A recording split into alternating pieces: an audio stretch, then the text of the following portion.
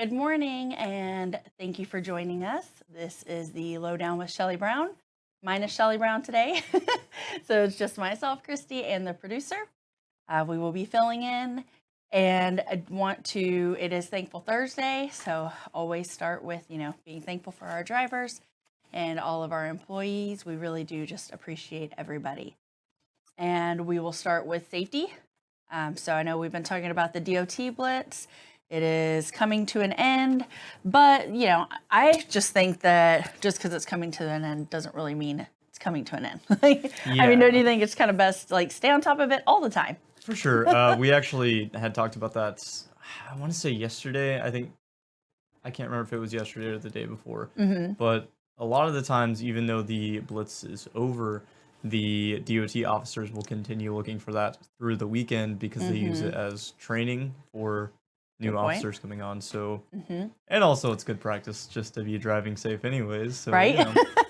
It's almost like cleaning your house. Like you do the big cleaning because company's coming over, but just kind of keep it clean all the time. Then it wouldn't be so bad. Then it doesn't make it so hard to clean up afterwards. Exactly. Yeah. Yes.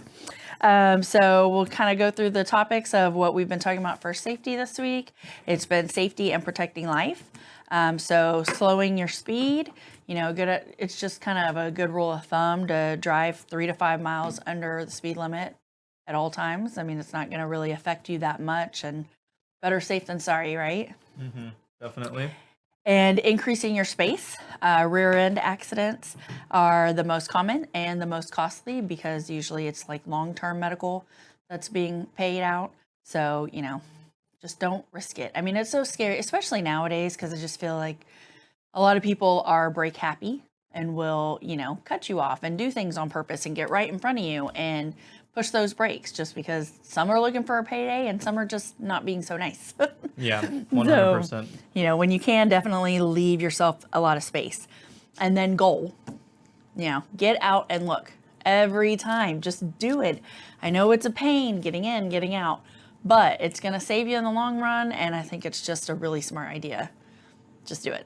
Yeah, I mean, it takes a little while, but it's part of your pre-trip and all of that. So it's definitely a good habit to get into. Just worth it, right? Yeah, it's just worth it. We're building up the streaks every day, and so it's nice to continue to see those go up. Yes, instead of it's always so exciting. Yes, instead of watching the streak falter. But what do we got on the agenda today, Christy? Since we got the lowdown, but we don't have any Sheli Brown. So right? How are we rolling with it today? So today, I thought it would be fun to talk about personality types. There's all different personality types in the workplace, and we all have to learn how to manage those and get along with others. But I always find it interesting to do those personality tests and just to see, if they're really accurate, or, does that sound like me? If I answer this, what's going on? So, they've got that one that's, I guess the most popular one is the Myers-Briggs one. And it kind of assigns you to 4 different categories. So I went through and did one yesterday, and then I asked you to do the same just to kind of see so how did you feel like yours came out? Did you think it was kind of true? Or I think so. So to kind of break down the test, it's 120 something questions. Yes. You answer about just how you would react in a situation, what kind of... Yeah, very easy. Yeah, pretty easy. Just questions about yourself, multiple choice. And mine came back, and the names are still kind of confusing to me, like the I in whatever. That's yes, interesting to me still. I know it stands for certain things, but yeah. So I got INFJ, which is the counselor, and it says INFJs are nurturers with a strong sense of personal integrity and a drive to help others to realize their potential. They have a talent for helping others with original solutions to their personal challenges. So I think it's somewhat true. It definitely sounds like I'm tooting a horn there, so I'm not going to go too far but into I think it. a lot of those do make you feel like that sometimes, right? It's, I have a hard time when you do an interview or something and they're like, oh, so tell me some really good things about yourself. I'm like, I don't know. I don't like doing that. So I get what you're saying with that. But, if it's just your personality, you just have good traits. Not really tooting your horn, just you have good traits. Yeah, But I can see you being the counselor. Yeah, I mean, I looked into it not from the website that we took the test, but afterwards I did a little bit of research just to figure out what exactly that entailed, and it does make sense. I feel I relate to some of the stuff quite a bit, actually.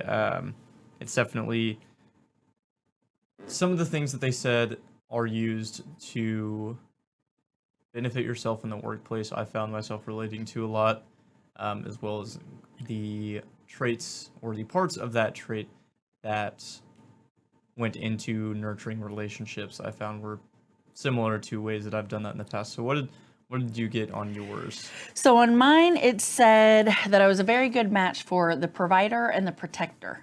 So on the provider, it said they're conscientious helpers, sensitive to the needs of others, energetically dedicated to their responsibilities, and that I like a sense of harmony and cooperation around me, and I'm eager to please and provide. And also that I'm an industrious caretaker, loyal to traditions and organizations, practical, compassionate, and caring, and motivated to provide for others and protect them from the perils of life. That sounds exactly like your job description, actually. Right? You could put So I that on think the I made website. a good choice. Yeah. Yeah. Yeah. So I think it's just kind of crazy. And so then it got to like the introverted versus extroverted portion. So on mine, it came back that I'm 43% introverted and 57% extroverted. So Interesting. basically just kind of equal. Like it says that I use both styles equally, and I might prefer one to the other depending on the situation, which I think is very true of me, because I think most people would meet me and just think I'm extroverted, but I can definitely be introverted depending on the situation. Like Right. if it's a big crowd, I'm probably not the first one that's just going to go out there and, try to meet everyone and be friends with everyone. I'll kind of sit back for a minute, assess the situation. Sometimes I'm okay being alone. Like I'm perfectly good in a quiet room by myself sometimes. And then other times I like to be in a crowd. Yeah, which, I mean, is fine. It just means you're a little bit cautious of your surroundings, which is a good thing. Yes. And I think that everybody should be okay with being by themselves, at least a little bit. Obviously, that's It's my own important view. to learn that. Yeah, it's easier said than done. And again, that is my own view. But I think being able to be secure with yourself whenever you are by yourself is a pretty important trait to have. So that's definitely a good thing. And I think a lot of people should be able to relate to that, whether it's an introverted trait or not. Yeah. Do you think you're more introverted or extroverted? I definitely scored more introverted than More? extroverted for sure. I I can was see like that. 65 or 66% introverted and then 30 extroverted. Which again, I think is true. I'm definitely not one to go up and necessarily start conversation. But if I'm out with a friend or I'm out with Chelsea or something and somebody starts talking to us, usually I'll be the one that's trying to bridge that conversation together, just because I know usually the people I am with are not super good at talking or finding the common connections within a Gotcha. conversation. So that's something that I'm able to do. So Yeah, some people have harder times with that. And then on the next one, it had sensing and intuition.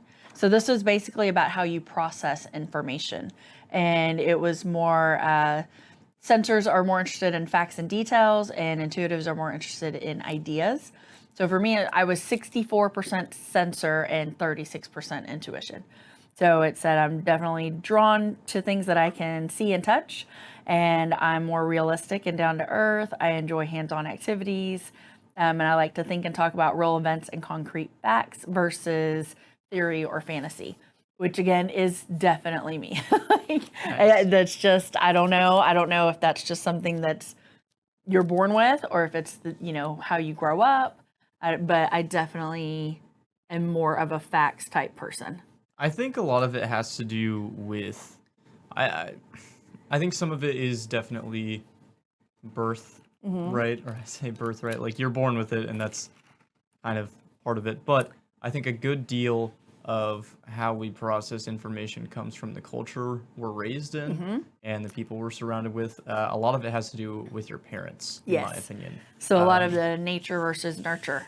Yes, for sure. I think your parents have a huge impact in how you process things, whether or not you are different from them or not. It's just kind of, you grow up seeing that, and you grow up seeing how the people around you process information, how they deal with problems, and I think that that gets reflected once you grow up. I always thought that I was not like my parents. I was very, very opinionated in that, and I always thought, you know what? Oh, there's no way. I'm not my parents. And I look in the mirror and I look at my reactions, and every day I see myself becoming my dad in the way that I talk to people, and every day I see myself becoming my mom in the way that I react to people. Isn't So that funny? It's so And strange. it is, because I mean, you hear so many people always say, "Oh my God, I'm turning into my mother," but it is true. I mean, I'll find the same thing. I'll say something, I'm like, "Oh, that was my mom. That was my mom," I don't know. It's just kind of ingrained in you, and like you said, because you grow up around it, it just kind of becomes part of you. But I think then there are other things that just happen, and I guess or you're just born with, because I definitely see traits in my brother a lot and that are my dad or our dad. But my parents got divorced when my brother was 3 and I was 5. So, and then my dad moved to Wisconsin, or back to Wisconsin, 2 years later. So my brother did not grow up around my dad. I mean, by the time he was 5, my dad was back in Wisconsin, and we didn't see him very often or even speak to him. So there's things when he does things that I'm like, oh my gosh, that's so dad. But how did you even learn that? Yeah, it's gotta how be. is that possible? It's gotta be some sort of like genetics that are passed Yes. down. I'm sure. I obviously am not a neuroscientist by a long Why shot. not? I don't know. But I'm sure it has something to do with genes being passed down, and just Yeah. something is ingrained in us to do that. Yes. So I know that we are talking a lot about kind of the traits that we share and how that affects us and how we process things. How do you think that affects the people around us in the way that people perceive us whenever we're working? I think that it can be good and it can be bad, because sometimes people might see that, you're a people pleaser or you're this or that. And then they might take it to think, okay, well, I can kind of walk all over that person. I can, do whatever I want. Or, if you're more of I like to get in here and get work done and I'm focused on this, people might think that you're standoffish and, that maybe you're a jerk, when it's not that type, that situation at all. You're really just in there to do the job, and it's not that you wouldn't be nice to someone. You're just kind of focused on those things. So I think it's big to kind of learn different personalities and understand different personalities, and that way it makes it easier for everybody to work together. So that if that person is focused, okay, it's not something personal against me. They're just trying to get the job done, but I can go in there and have a conversation with them and it will turn out okay. And, same for the person that's nice to everybody, maybe help others realize like they're not a doormat, they're just being nice, and maybe help them find their voice a little bit more. Yeah, I think that's a good point. Maybe like seeing the disadvantages or maybe some of the shortcomings of certain personalities and trying to augment those sides that they're not able to really fully get, or I guess fully bring out in themselves. Yes. I know that I was researching some of the different personality types, and it's actually broken down into 4 different overarching categories before it gets down into the smaller subcategories that we were talking about in terms of counselor, so on and so forth. Yes. So there's analysts, diplomats, sentinels, and explorers. So analysts are typically those who are going to be a bit more numbers focused, a bit more by the books, rigid, and neat and orderly. Yes, neat and orderly and logical. Diplomats are going to be those people who are a bit more persuasive, or like a natural leader. Yes, natural leaders, or like pathos. They'll kind of step up and take control. For sure. Like pathos-based arguments, stuff like that, where you're gonna have like a lot of emotion-fueled things. Sentinels, who are kind of like almost servants in a way, or servant personality types. People like nurses, firefighters, things like that are very often found. amiable. Yes, for sure. Altruistic. And then you have explorers, who are those who are just curious, wanting to see what's out there, whether it's builders or artists or people who just can't stay planted for long and want to Yes. see other things. They're a little more expressive. Yes, right? a bit more expressive. Yeah, So, and yeah. go ahead. I was just gonna say, and because of that, there's lots of different ways to approach getting to know these people and getting to work with these people and forming relationships with them. And as we talked on in a previous episode about forming relationships intergenerationally, you face a lot of the same problems in between different personality types. Yes, because like we were saying, different things can come up. So like with the analyst, that was one thing it was saying that you can get a better reaction from them by kind of keeping your voice calm and asking rather than telling them what you want. And another way is to take a step back and give them a chance to think about it before they give you their answer. So just because you process things right away and, are like, okay, I can answer this person, not everybody else is that same way. So the analytical person is going to need a moment. So just kind of bring it to them, let them analyze everything, get everything straight in their head, and then they can come back to you with an answer. Doesn't mean either one of you is right or wrong. That's just the way they process things. And it's going to make it easier for everybody to get along, right? And then with the driver, it says like their manner can appear harsh to sensitive personalities, and the best way to get along with them is, show them your willingness to work on the task yesterday. So kind of come at it proactively for them. Like they need to see that people are doing it and getting it done, instead of like, why isn't this done yet? Why aren't you coming to me with a solution? You're just coming to me with the problem. Yeah, exactly. And then the more amiable people, it says, they rarely will express anger directly. And so the best way to get things out of them is kind of be kind and don't overwhelm them with too much at one time. But then also encourage them to take chances. So like we were talking about, if you see that in somebody, kind of encourage them to do these steps. I know for me, I'm very much a people pleaser. That's just always been part of my nature. And as much as you can try to get away from it, as you get older, you start to think, okay, I can have a little bit more of a voice. I can kind of stand up for myself, do things. But then at the end of the day, there's always that part of you that's like, but I don't want anybody mad at me, or I don't want to hurt someone's feelings. Yeah, and I'm the same way. I've always been somebody who's like, oh man, I want to have my opinions and I want to be able to do things, but right? I don't want you to be mad at me. Yes, so it's like, I don't know what to do there. Yes, and like the whole hurting someone, like, if I find somebody did a mistake on something, sometimes it's really hard for me to be able to approach them because I don't want them to feel like I'm blaming them for something or saying, hey, you did something wrong. So I will always try to find a way to almost kind of make it my own fault. Or be like, or I'll make up like, oh, I totally screwed this up, but then I came across this and I thought it might be good to show other people in case this happens to them. And it's like, how do you get away from that? Because it's showing someone they made a mistake isn't a bad thing. It's letting them know. And most people, will be grateful that you did so they know not to do it again. So I think it is good to be around different personalities because then you see how other people handle those situations, and then it gives you ideas on how you could approach things and not worry that somebody's gonna be mad at you. Yeah, and to go off of that point, I think it's also because, like you said, more amiable personalities are oftentimes not wanting to upset people. It's also because whenever we receive criticism, it's typically deeper cut than when other personality traits, types, receive criticism. Oftentimes we take it more to heart. And we're like, ah, man, they didn't like one thing I did. I guess every part of me is bad. It's like the end of the world. Yeah, it's the end of the world. I messed up everything. When in reality, that person might have just been saying, hey, you messed up here. The rest of it looks great.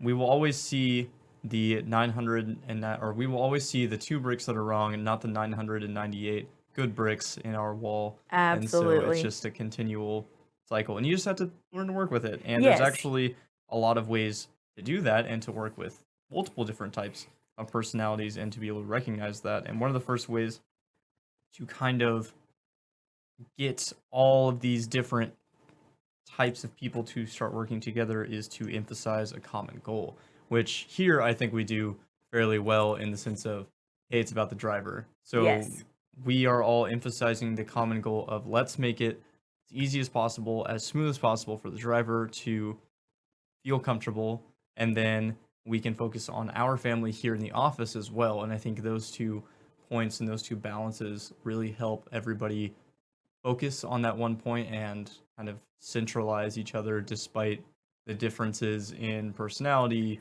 and criticism giving and things like that. Absolutely. Because I know at the end of the day, we always say, we're on the same team. And Mhm. I think, that's good to remember. We are all on the same team. We're different pieces of that team, but we are, and we're all working towards the same goal. So me helping you out helps me out. It's not about, oh, it's just me. Let me make myself good. It's do it for everyone. If you know how to make this better and you see somebody doing something wrong, help them with that, because in the long goal term, it's going to help everybody out. And then you've taught somebody else, and then they can teach somebody else, and it just keeps growing and, helps everyone do those types of things. And I think that kind of goes hand in hand with just like respecting other people's expertise. Again, that doesn't mean that you're dumb or they're smarter than you are. They may have just done it longer, or they just happen to be in a situation where they came across this instance. So why not learn from that instead of taking longer and waiting until you've made that mistake or you've run into that problem and then figuring it out? Just learn from someone and always be open and willing to take those things on. It's not necessarily that somebody's showing off or trying to one up you. They're just trying to help out, you know? Yeah, we all work in different roles for a reason. It's not like you Exactly. said, it's not that anybody's trying to one up you. Mm-mm. It's just certain people are going to be more knowledgeable about certain things than other people. Everybody is an expert at something, and you just have to understand that. You have to respect that. Yep. And I think that Yeah, comes down to your personality, right? And your strengths. exactly. And being able to acknowledge that, like I don't know the first thing about being a CDL holder and being on the road. All I have is information from the drivers and from former drivers, Rick and everybody else. That's how I get my information. I understand that I do not have the expertise in that, and that is something that I have to respect. I can, even if I give my opinion on how a driver is driving or anything like that, in the end, I'm not the expert on that, and so I Yes. do not fully understand that, and really my voice is only as big as that. Right. However, on the same end of that, not everybody would be able to come in and run the show and do things like that, and so it's No. just it's a back and forth. It's not necessarily one is better than the other or one is anything. It's just different expertise, like you Yeah, said. And like we it's said, just yeah, knowing your personality and your strengths. And like we've talked about before, like just because you're president of the company doesn't mean that you're better than a CSR or than a driver. That's just your strength. And you've learned that and you know where to put that focus. I mean, for instance, I know that I'm a caretaker at heart, but I also know that I wouldn't be a good nurse because I would be crying all of the time. Like, I would take too much of that on and I wouldn't be able to handle it. So I know not to do that. Like, I'm not going to put myself in that. Another example is I know I'm not a good salesperson. I'm not comfortable in that situation. If I walk in, I've had to do it before, and I walk in and we'll kind of tell you what it's about. And the second somebody says no or I'm not interested, I'm like, okay, thank you. Like, that's it. See you I'm later. done. I'm good. I'm Thanks out for your of here. Exactly. Where my brother is amazing at sales. I mean, he would convince you to change your own name, and at the end of it, you're going to think it was your idea. And you're not going to know what just happened. But he's comfortable with that. Somebody tells him no, it doesn't phase him. Where I like take it, like we were talking about, you take it personally, and it's just a personality type. And if you don't like animals, don't be a vet. simple, Just figure out simple. what works for you. And not sometimes I know we fall into a job, but if you're trying to find a career that you love, if you're lucky enough to trying to hone in on those personality traits that are best for you and use them to your ability. Yeah, and again, play to your strengths, play to other people's strengths. And if you do find yourself in a job where you're just kind of working with other people, then I think it's important to recognize the parts of yourself that you are not as good at. I guess there's a better way to say that than Yes. how I said it, but seeing the parts of you that aren't as strong and finding other people who are stronger in those areas, but maybe weaker in areas where you're strong, and then coming together and putting that together, Yes, you know, and and being a using your team. strengths. Yes, being a Yes. team. And just kind of being open to mediate through problems and keeping yourself open to criticism, even if it's a little bit sharper on the edge than you're used to. You know? Yes. Yeah, because typically at the end of the day, if somebody's giving you criticism, it usually is to help you out and to better a situation. You know, most people aren't just trying to hold you down and beat you up and make you feel bad about yourself. So it's trying to find that good in the criticism and, you know, using it to your advantage and applying it and seeing, you know, if it makes things better. Exactly. Because with that, I mean, we made it. We did it. Yeah, we got all the way through the lowdown without the Sheli Brown. I and know. I don't know how we did it. Hopefully people weren't dropping off the call like, don't want to hear this. It seems like everybody was relatively here. So Well, not bad. good. I hope everyone enjoyed what we spoke about today. I always enjoy this time. Thank you for joining me. Thanks for being here for the Lowdown with Sheli Brown, and we will talk to you next Thursday. Stay safe out there. Thanks.